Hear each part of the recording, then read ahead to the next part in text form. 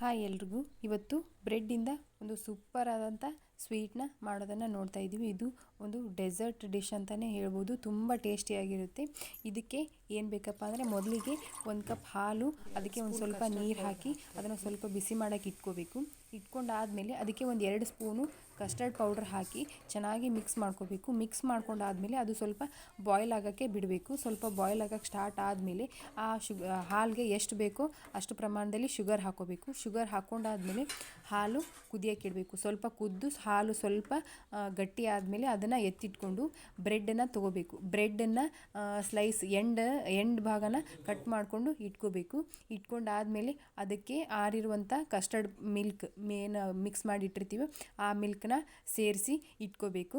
ಸೇರಿಸಿ ಇಟ್ಕೊಂಡಾದಮೇಲೆ ಅದನ್ನು ನಾವು ನಮ್ಗೆ ಎಷ್ಟು ಬೇಕು 1 ಅವರ್ ಸಾಕಾಗುತ್ತೆ, ಇಲ್ಲ 30 ಮಿನಿಟ್ಸ್ ಕೂಡ ಸಾಕಾಗುತ್ತೆ. ಅಷ್ಟು 30 ಮಿನಿಟ್ಸ್ ಅದನ್ನು ವೇಟ್ ಮಾಡೋಕ್ಕೆ ಬಿಡಬೇಕು. ಬಿಟ್ಟಾದಮೇಲೆ ಆ ಒಂದು ಇಟ್ಟಿರ್ತೀವಲ್ಲ ಬ್ರೆಡ್ಡು ಮತ್ತು ಕಸ್ಟರ್ಡ್ ಮಿಲ್ಕ್ ಮಿಕ್ಸ್ ಮಾಡಿರುವಂಥ ಮಿಲ್ಕ್ನ ಅದನ್ನು ನಾವು ತೆಕ್ಕೊಂಡು ಅದಕ್ಕೆ ಒಂದು ಸ್ವಲ್ಪ ಡ್ರೈ ಫ್ರೂಟ್ಸಿದ್ದು ಮಿಕ್ಸ್ ಪೌಡರ್ ಹಾಕಿ ಅದರ ಮೇಲೆ ಒಂದು ಸ್ವಲ್ಪ ಚಾಕ್ಲೇಟ್ ಸಿರಮ್ನ ಹಾಕಿ ಅದನ್ನು ಟೇಸ್ಟ್ ಮಾಡೋಕ್ಕೆ ರೆಡಿಯಾಗಿರುತ್ತೆ. ತುಂಬ ಅಂದರೆ ತುಂಬ ಟೇಸ್ಟಿಯಾಗಿರುತ್ತೆ. ಒಂದು ಡೆಸರ್ಟ್ ಥರ ಡಿಶ್ಶು ಇದು ರೆಡಿಯಾಗಿರುತ್ತೆ.